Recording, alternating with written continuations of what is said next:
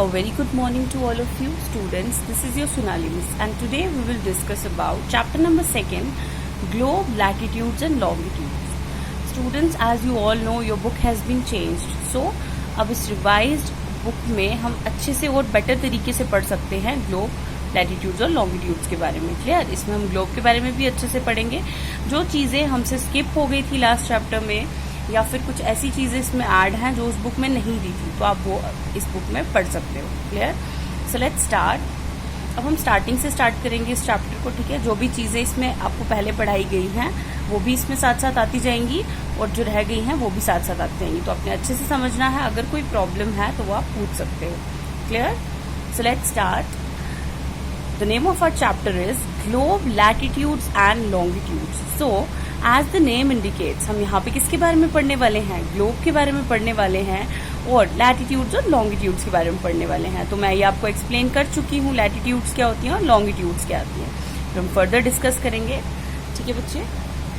So, in the previous chapter, you have read that our planet Earth is not a sphere. ठीक है? Previous पहले वाले chapter में हमने क्या पढ़ा कि हमारा जो प्लैनेट अर्थ है वो स्फीयर नहीं है. वो कैसा है? It is slightly flattened at the north end the south poles and bulge in the middle. वो कैसा है? स्लाइटली फ्लैटेंड है नॉर्थ और साउथ पोल पे और मिडल में क्या है? बल्ज है. फाइन. तो हमारे अर्थ की ये शेप है. Clear? Can you imagine how it looks? तो क्या आप इमेजिन कर सकते हो कैसा लगता है globe? So you may look at a globe carefully in your classroom to get an idea. तो आपको क्या करना चाहिए?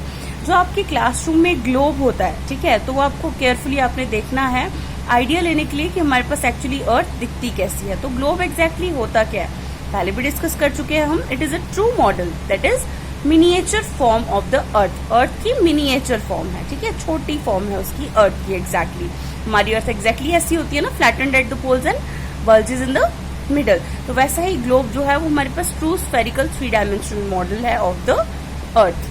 आई होप बच्चे आपको यहाँ तक क्लियर हुआ. आप इस फिगर में भी देख सकते हो ग्लोब कैसा बना है. ठीक है? आपको अच्छे से क्लियर हो जाएगा ग्लोब कैसा दिखता है.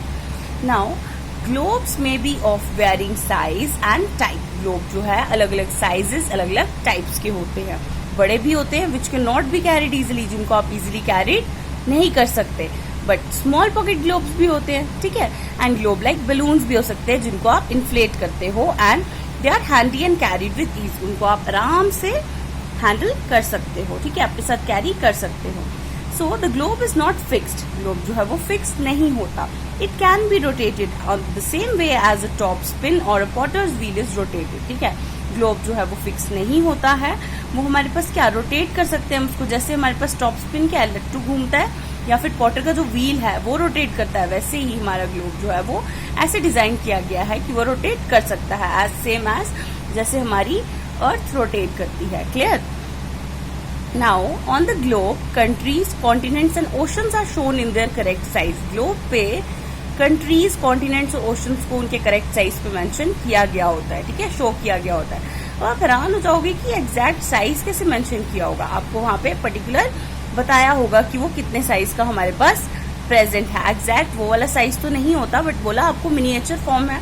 तो जितना पार्ट हमारे पास वाटर से कवर है उतना पार्ट आपको वाटर से कवर दिखाया गया होगा ग्लोब पे, और जितना पार्ट अर्थ से कवर्ड है उतना पार्ट अर्थ से कवर्ड दिखाया है. ठीक है? तो various countries, continents, oceans and all, ये आप उनके करेक्ट साइज वहां पे देख सकते हो ग्लोब में. क्लियर?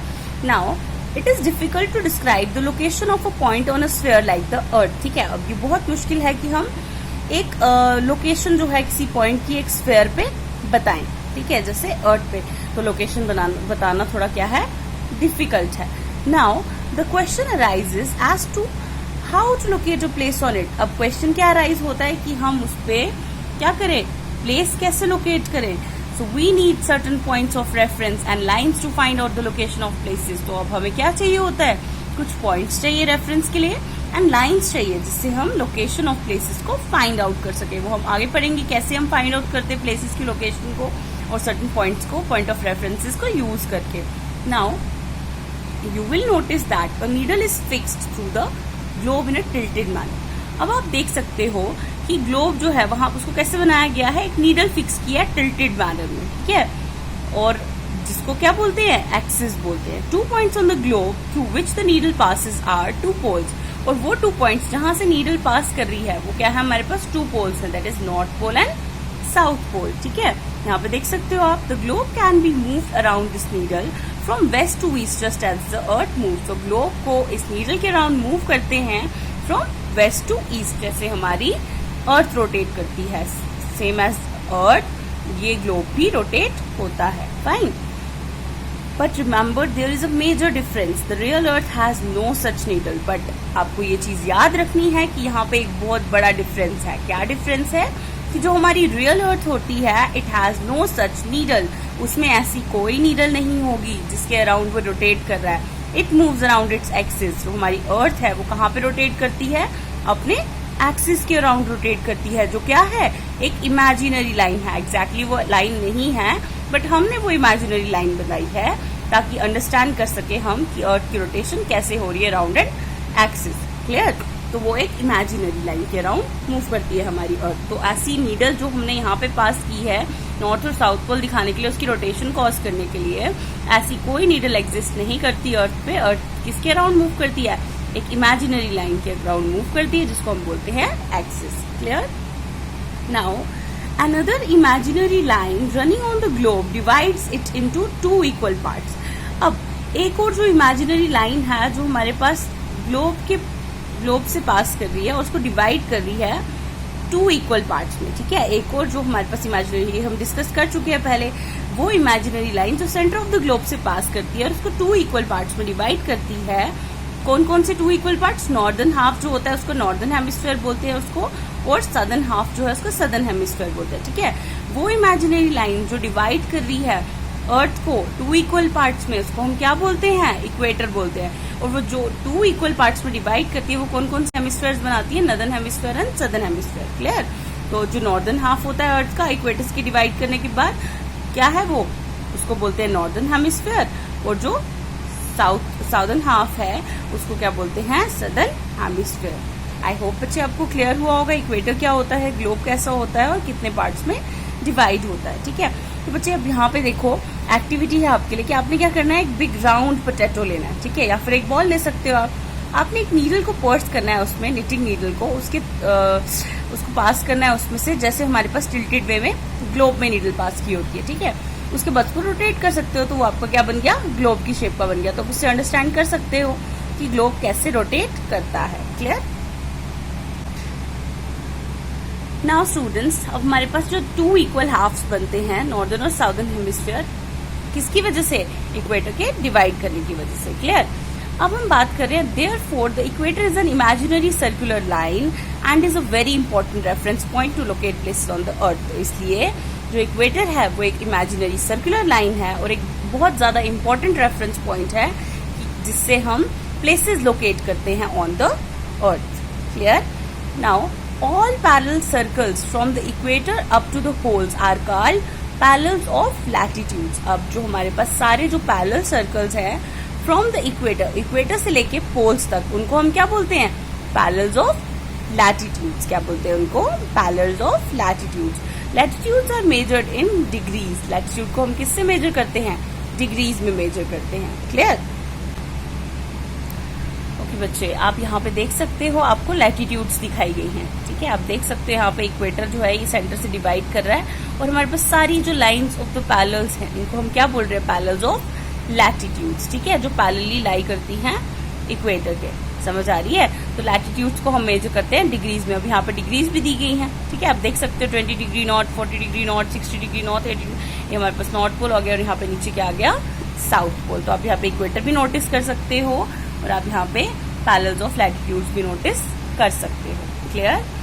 आई होप बच्चे आपको यहाँ तक क्लियर हुआ। सो चलो नेक्स्ट आगे चलते हैं।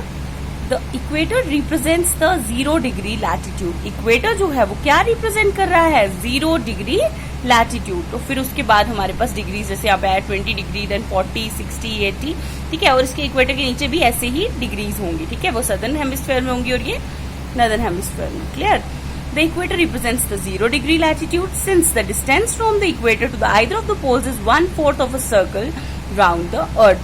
हमारे पास क्या बोला इन्होंने, अब इक्वेटर जो है हमारे पास 0 डिग्री लैटिट्यूड पे आता है। ठीक है, तो इसलिए जो डिस्टेंस है इक्वेटर से पोल्स तक का वो कितना है, 1/4 of the circle round the earth, ठीक है।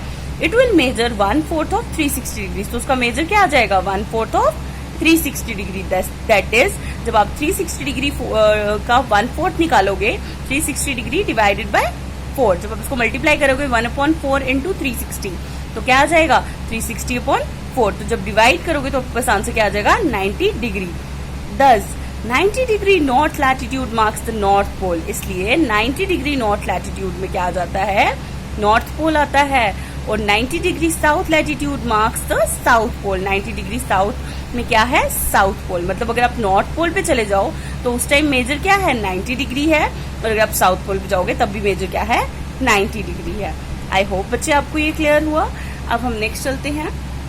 As such all parallels north of the equator are called north latitudes, इसलिए जो सारी पैरेलल्स नॉर्थ साइड पे हैं उसको क्या बोलते हैं, जो पैरेलल्स हैं of the equator at the north side उसको हम क्या बोलेंगे नॉर्थ लैटिट्यूड्स बोलेंगे। Similarly all parallels south of the equator are called south latitudes, और वो पैरेलल्स इक्वेटर की जो साउथ वाली साइड है उनको हम क्या बोलते हैं साउथ लैटिट्यूड्स बोलते हैं। Okay, now the value of each latitude is therefore followed by either the word north और साउथ। तो इसलिए जो हमारे पास वैल्यू है हर एक लैटिट्यूड की उसमें हम क्या लगाते हैं नॉर्थ या साउथ लगाते हैं, या फिर कैपिटल जो लेटर है जिससे डिनोट करते हैं हम नॉर्थ साउथ को एन और एस वो लगाते हैं, ठीक है। फॉर एग्जाम्पल कैसे लगाते हैं अब जैसे आपको बताया होता है, for example both Chandrapur in Maharashtra India and Belo Horizonte in Brazil South America are located on parallels of about 20 degree latitude, but the former is 20 degree north of the equator and the later is 20 degree south of it। अब इसमें क्या बताया गया है कि मान लो जो value मतलब इन्होंने बोला कि जो वैल्यू है लैटिट्यूड की, ठीक है, उसमें हम क्या करते हैं वैल्यू के साथ नॉर्थ या साउथ लगाते हैं या फिर एन या एस लगाते हैं, ठीक है। एग्जाम्पल दे दिया आपको समझने के लिए, जैसे मान लो चंद्रपुर जो है महाराष्ट्र में और बेलो हॉरिजोंट ब्राजील साउथ अमेरिका में, वो लोकेटेड हैं हमारे पास 20 डिग्री लैटिट्यूड में कौन सी जगह लोकेटेड है चंद्रपुर इन महाराष्ट्र, और 20 डिग्री साउथ में जो है वो कौन सी है हॉरिजॉन्टल इन ब्राजील, ठीक है। तो अब इन्होंने क्या किया नॉर्थ वाली साइड हमारे पास जो प्लेस लाई कर रही है उसके लिए क्या लगाया 20 डिग्री नॉर्थ, और हमारे पास जो साउथ वाली साइड लाई कर रही है उसके लिए क्या लगाया 20 डिग्री साउथ। तो समझ आ रही है, जो लैटिट्यूड की वैल्यू होती है उसके साथ नॉर्थ या साउथ लगाते हैं डिपेंडिंग अपॉन वो नॉर्दर्न हेमिस्फीयर में है या फिर सदर्न हेमिस्फीयर में। Okay, now we therefore say that Chandrapur is situated at 20 degree north latitude, इसलिए हम बोल सकते हैं चंद्रपुर कहाँ पे सिचुएटेड है 20 डिग्री नॉर्थ लैटिट्यूड पे, और बेलो हॉरिजॉन्टे जो है वो सिचुएटेड है 20 डिग्री साउथ लैटिट्यूड पे, ठीक है। तो आप ये फिगर में भी देख सकते हो 2.2 पे यहाँ पे 20 डिग्री नॉर्थ आपको यहाँ पे दिख रहा है, ठीक है। 20 डिग्री नॉर्थ में आपकी एक प्लेस आ गई, कौन सी प्लेस आई 20 डिग्री नॉर्थ में चंद्रपुर, ठीक है, जो कहाँ पे है महाराष्ट्र में, ठीक है। उसके बाद अगर आप 20 डिग्री साउथ जाओगे इक्वेटर के नीचे वाली साइड, ठीक है, सदर्न रीजन में, तो वहां पे आपको पता चल जाएगा कि जो आपकी नेक्स्ट प्लेस थी वो कहाँ पे लोकेटेड है। क्लियर? आई होप आपको क्लियर हुआ होगा यहाँ पे पिक्चर में देखकर। तो बच्चे आज के लेक्चर में हम इतना ही रखेंगे। जो भी आपको डाउट है, जो भी क्वेरी है, आप डिस्कस कर सकते हो। कोई भी ऐसी चीज जो क्लियर नहीं हुई मैं आपको फिर से एक्सप्लेन कर दूंगी, तो आपने अच्छे से वीडियो को समझना है। जो भी प्रॉब्लम आएगी आप डिस्कस कर सकते हो। Thank you students, have a nice